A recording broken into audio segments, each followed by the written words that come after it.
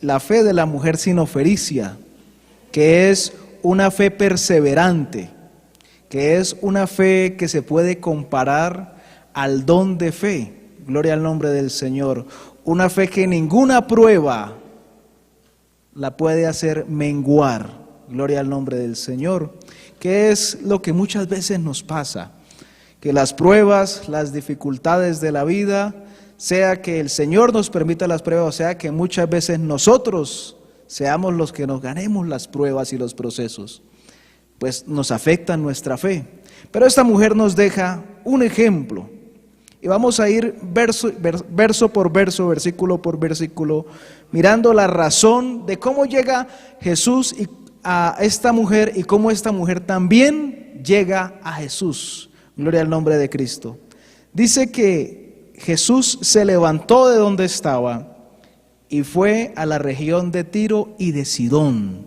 Eso lo dice el verso 24. Y esto es muy importante, mis amados hermanos.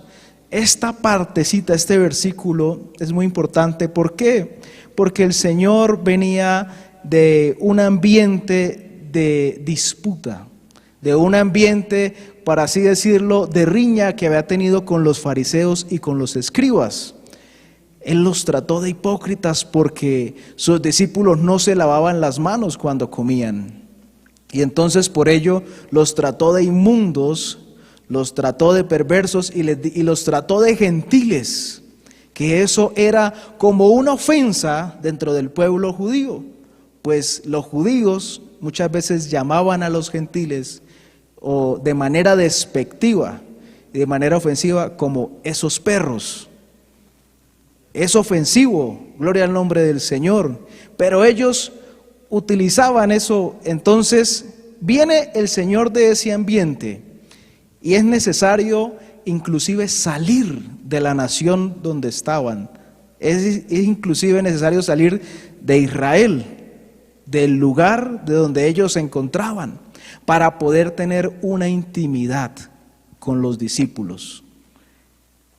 Gloria al nombre del Señor. Entonces es importante, ¿no? Mire que el Señor se los lleva fuera de la nación para enseñarles algo, pero no cualquier enseñanza, porque en Israel, en Jerusalén, en todas las ciudades, ¿verdad? Dentro de esta nación, pues les iba dando enseñanzas e iba haciendo milagros, pero Jesús quería tener un momento cercano con ellos. Y a veces es necesario salir del lugar que frecuentamos porque todo está turbulento e irnos a solas con el Señor para que Él nos hable de una manera más íntima y más directa. Fruto de este recorrido de ir primero a Fenicia, que es en Tiro y en Sidón, después ir a Decápolis y después terminar en Cesarea de Filipo, el fruto de esta intimidad con el Señor Jesucristo es que sus discípulos, en Marcos 8:28 vemos la declaración de Pedro. Ellos entienden que Jesús es el Cristo, que Jesús es el Mesías, pero tiene que pasar todo un proceso, ¿no? Gloria al nombre del Señor, que tiene que ver es con la intimidad. Jesús, entonces, entendemos que va a esta región para poder alejarse de los problemas. Seguramente lo buscaban para apedrearlo, o como dicen comúnmente, para lincharlo. Pero si Jesús hubiera muerto de un linchamiento o de una apedreada, ¿verdad?, no se hubiera cumplido el propósito. Entonces no es que Jesús esté huyendo, es que Dios acomoda todo de manera perfecta para hacer las cosas. Eso quiere decir que absolutamente nada se le sale de control. Muchos dicen, es que Jesús huyó. No, Jesús no huyó. Él ya tenía un plan. Por eso, aunque usted tenga a veces que huir de ciertos lugares, de ciertas situaciones y de ciertos momentos, puede que esa huida esté en el plan de Dios para tener un propósito con su vida. Gloria al nombre de Jesús. Aleluya. Vamos a ver también que había una barrera grandísima. No voy a entrar al detalle, pero ustedes saben que en el templo había un muro que separaba a los judíos y a los gentiles. Así era de importante, pues el mismo Dios en los mandamientos quería hacer una separación. Entonces no solamente Dios quería que se marcara una diferencia, sino que también hubiera una distancia entre ellos. No solamente que fueran diferentes, que su forma de comportarse, su forma de comer, su forma de hablar, su forma de rendir culto fuera diferente, sino que también estuvieran separados por una distancia. Y existía ese muro. Sin embargo, en el propósito de estos versículos que hemos leído, vamos a encontrar que Jesús derriba ese muro. Porque si no lo hubiera derribado, pues hubiera sido la salvación solamente para los judíos. Y nosotros entramos dentro del pueblo gentil, que es el pueblo no judío. Gloria al nombre del Señor. Y le damos gloria a Cristo porque derrimbó esa barrera. Amén. Gloria al nombre de Jesús. Y los apóstoles también lo hicieron. El apóstol Pedro yendo a la casa de Cornelio, compartiendo, sentándose a la mesa, eso estaba prohibido. Pero vamos a ver. Unos versos más adelante dice que una mujer cuya hija tenía un espíritu inmundo le rogaba. Cuando dice que una mujer, esto es importante porque dice que la mujer era de esta región, ¿no? Era griega y sirofenicia de nación. En los versos que Mateo describe esta historia, dice que es una mujer cananea. Usted lo puede encontrar allí en Mateo 5:22. Y ustedes saben todo el problema que hubo a partir del libro de Josué, toda la historia y todas las guerras y todas las peleas que tuvieron los judíos con los cananeos. Es decir, que esta mujer no pertenecía y además podría ser considerada como una enemiga del pueblo judío, pues por su manera de adorar, por su manera de comportarse, era señalada como una pagana. Gloria al nombre del Señor. No pertenecía al pueblo de Dios. Pero esta mujer, dice la palabra de Dios, que llegó y esta mujer le rogaba.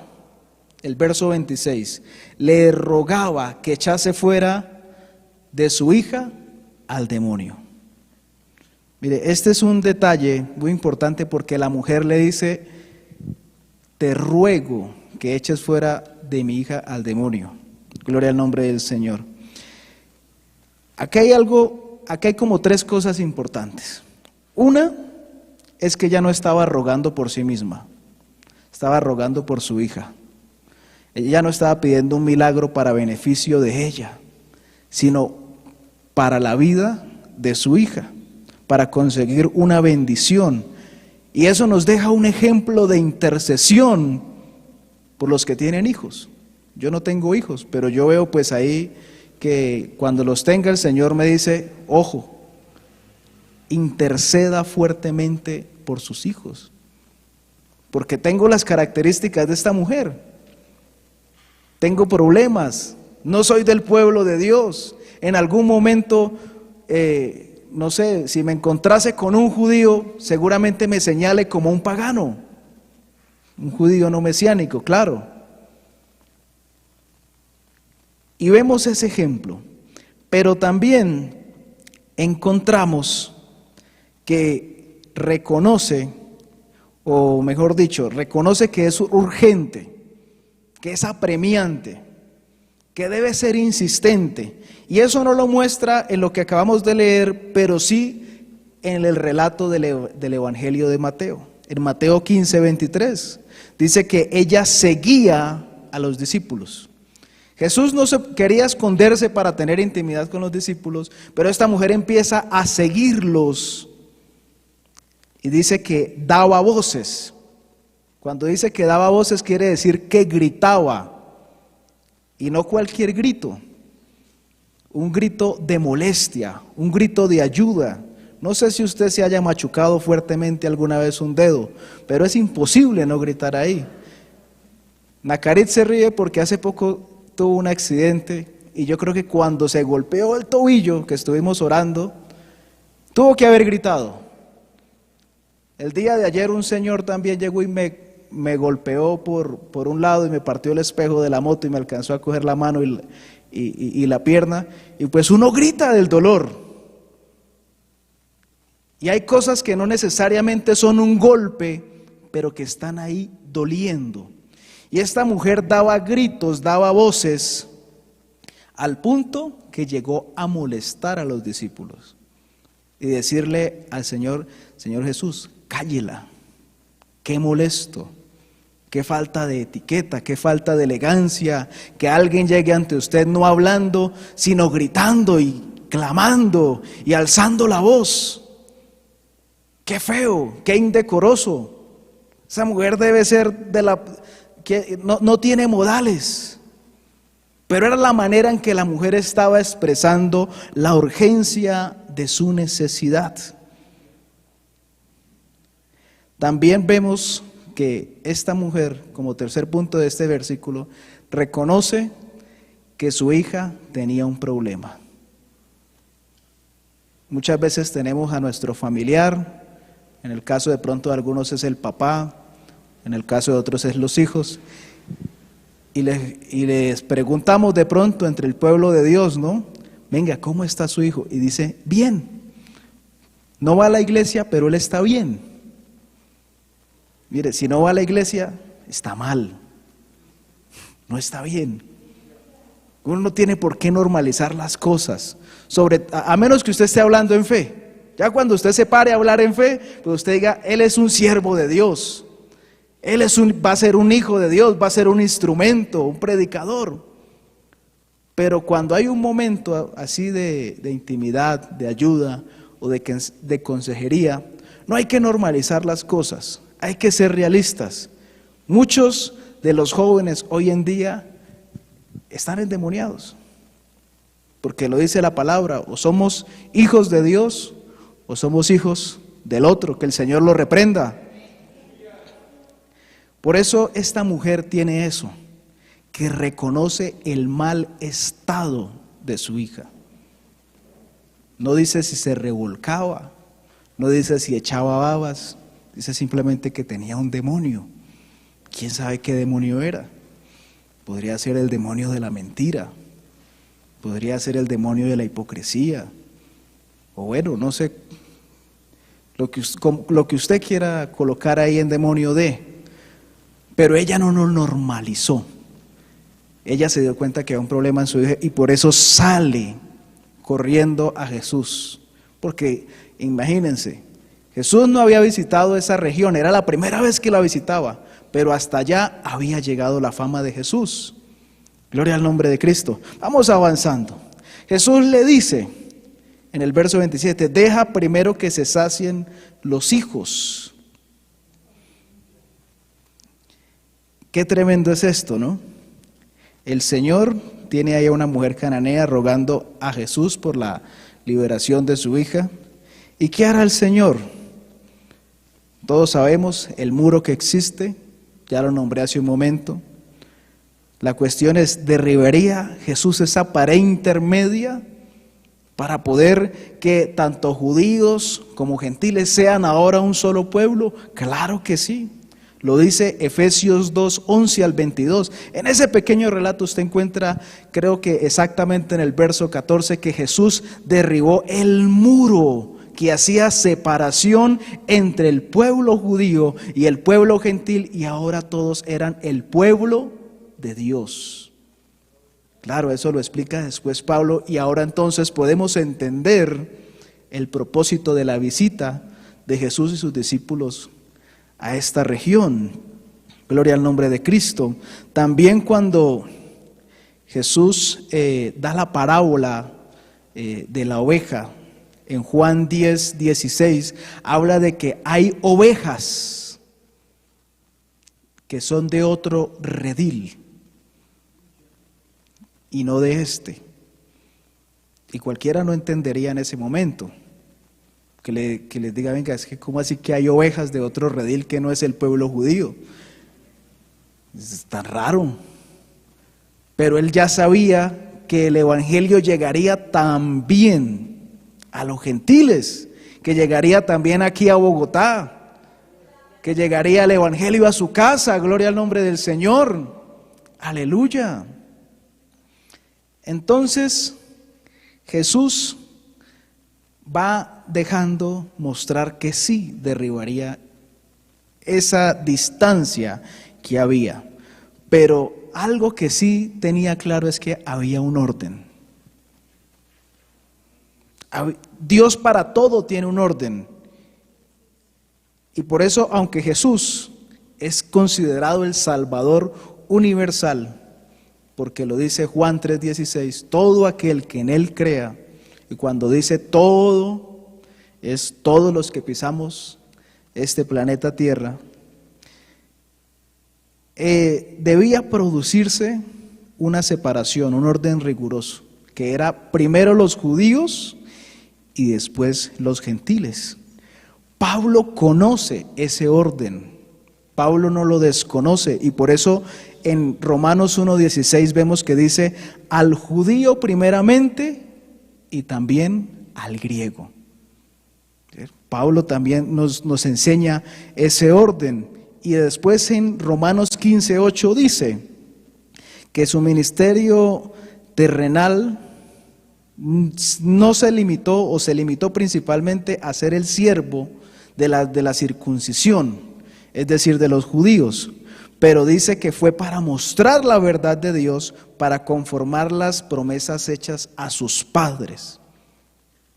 Y después dice, cuando mandó a los discípulos a predicar en Mateo 10 del 5 al 6, dice, a estos 12 envió Jesús y les dio instrucciones diciendo, por camino de gentiles no vayáis, y en ciudad de samaritano no entréis, sino id antes a las ovejas perdidas de la casa de Israel.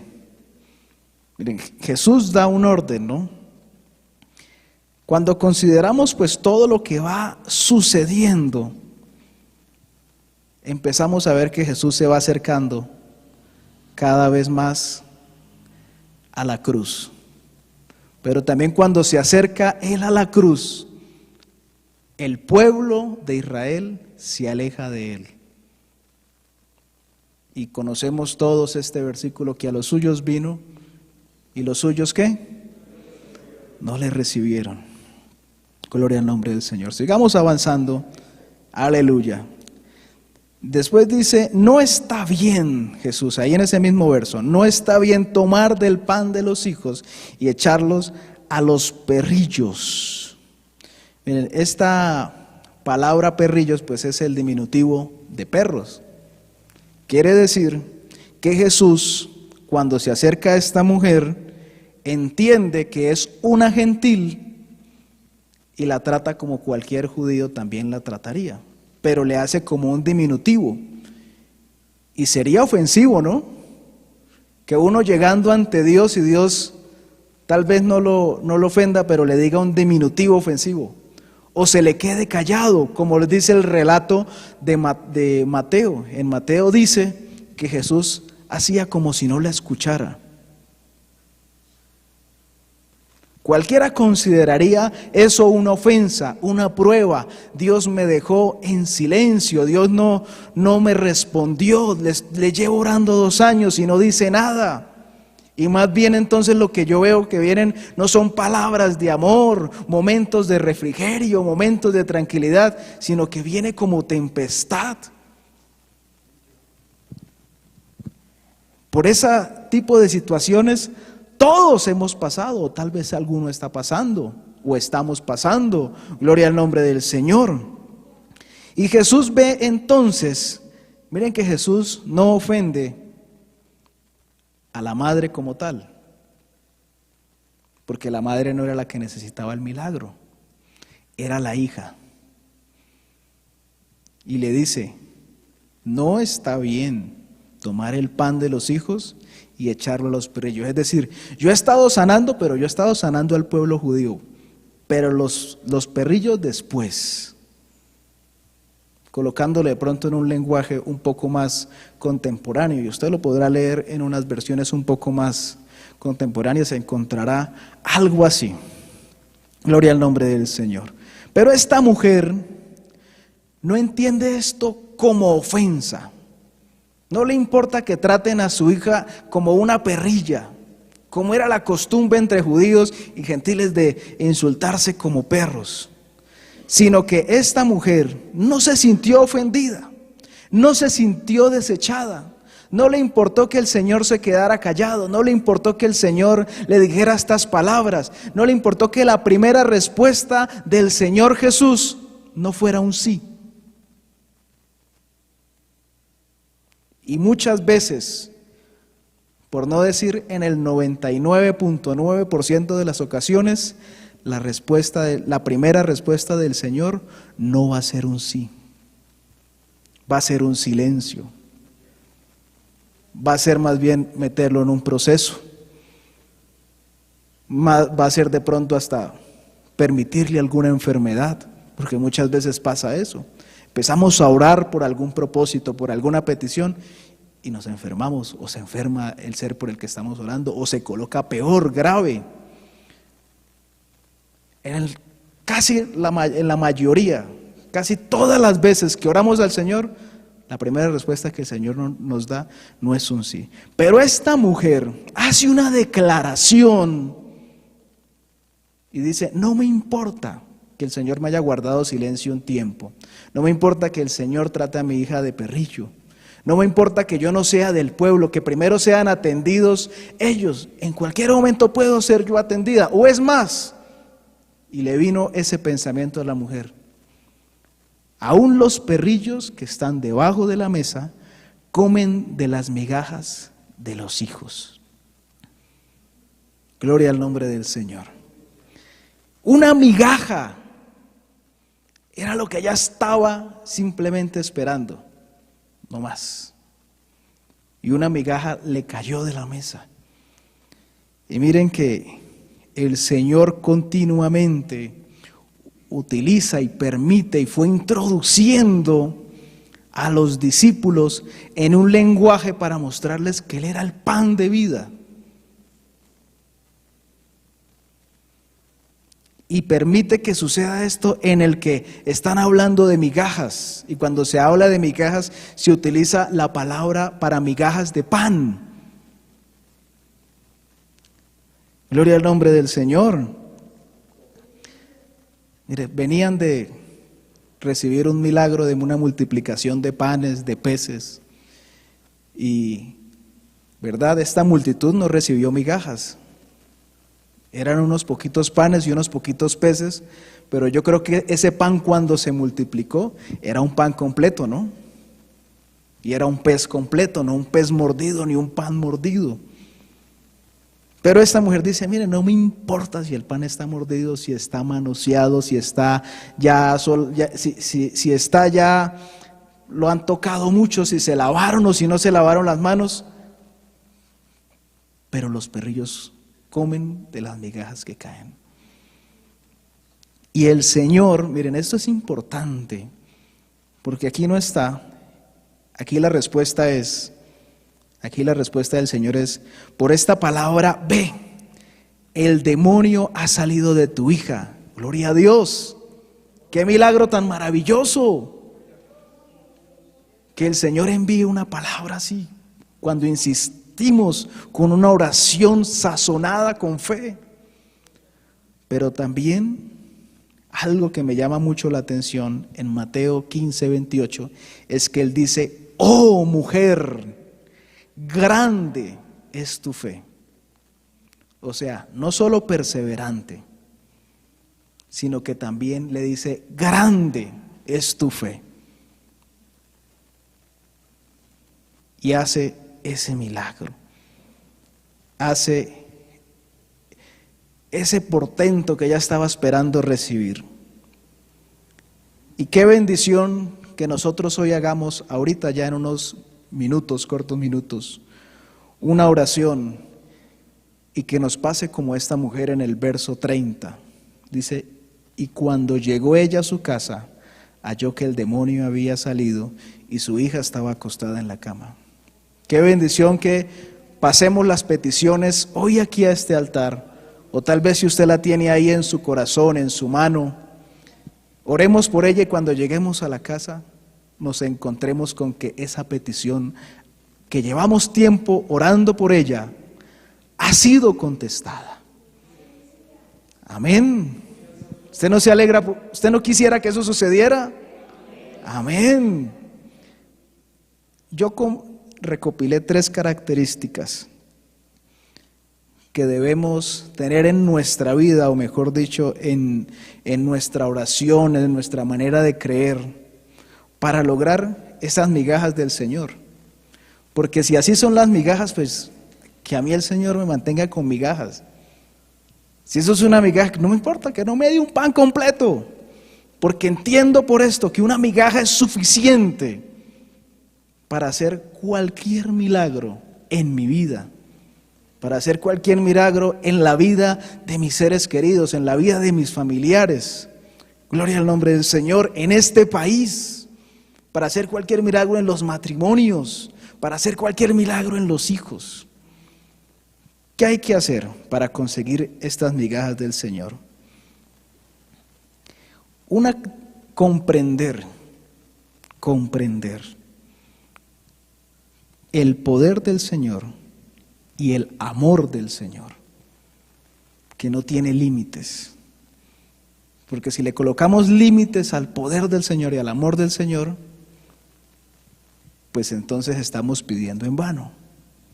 Si entendemos que el Señor es todopoderoso, pues recurrimos a Él, corremos a Él. También otro es la perseverancia en la oración, porque el Señor no nos diga sí a la primera vez, no deje de orar, porque el Señor lo guarde silencio cuando usted ore, no deje de orar. Y sobre todo, que tengamos una fe que sea capaz de sobrepasar las pruebas, que las pruebas no la mengüen, que el tiempo de espera no la mengüen, sino al revés.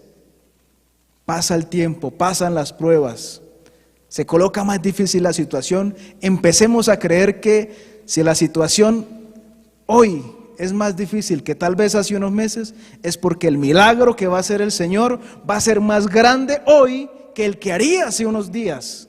Amén. Gloria al nombre del Señor. Yo sé que todos necesitamos que el Señor nos ayude con nuestra fe, que nos ayude a tener estas características de la mujer sirofenicia en su manera de creer, en su manera de rogar. Y yo creo que hemos entendido que el poder de Dios está a nuestra disposición porque lo estuvo para esta mujer que era cananea.